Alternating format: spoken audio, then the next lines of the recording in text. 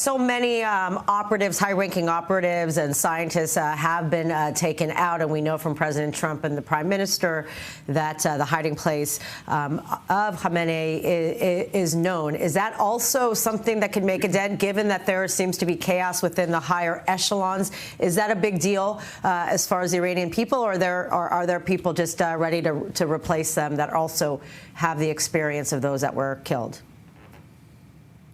I think it is highly symbolic to have the highest power of these ayatollahs seen taken out. That is something that would be huge. But we have to also understand Islamic regimes, just like Hamas, just like Hezbollah, just like the Houthis. The Islamic regime is just another terrorist organization. So they're not up to their leadership. You take out Salami, they replace it with bologna. You take out like Muhammad so-and-so, they bring in somebody else. So it's not really the leadership that is holding them alive.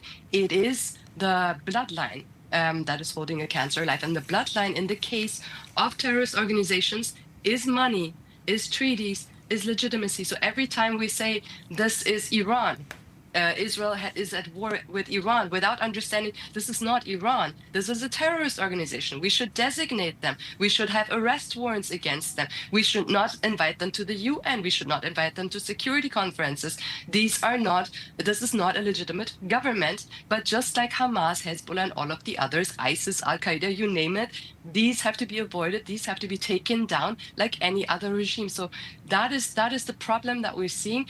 It's not too much about the leadership. It is more about, will the West cut their ties with terror entities? Right. One other thing I just want to ask, because I heard you've said it a few times, occupation. You know, the world likes to trash Israel, that it's an occupation of Gaza and blah, blah, blah. But you are saying, you are calling it an occupation, and it's why isn't the world crying foul over this so-called occupation that you're saying? Because even the experts don't call it an occupation. They say the Iranians, the Iranian government. Let me tell you about this regime, the Ayatollah regime. Ayatollah Khomeini and Ayatollahism wasn't born in Iran. They were schooled in the schools, in the Islamic schools of Najaf and Karbala in Iraq, Islamist schools that trained all of the other terrorist forces. When they came to Iran, when Ayatollah Khomeini came, he said, I will let Iran burn to light the flame of Islam all over the world. Does that sound like an Iranian government? Or does that sound like Hamas taking over Israel?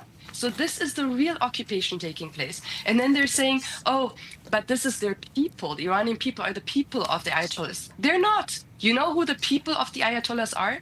Look at the last 46 years. Who have they financed? Who have they cried for, grieved for? Who have they supported ideologically? Who have they supported politically? Who have they supported in the media?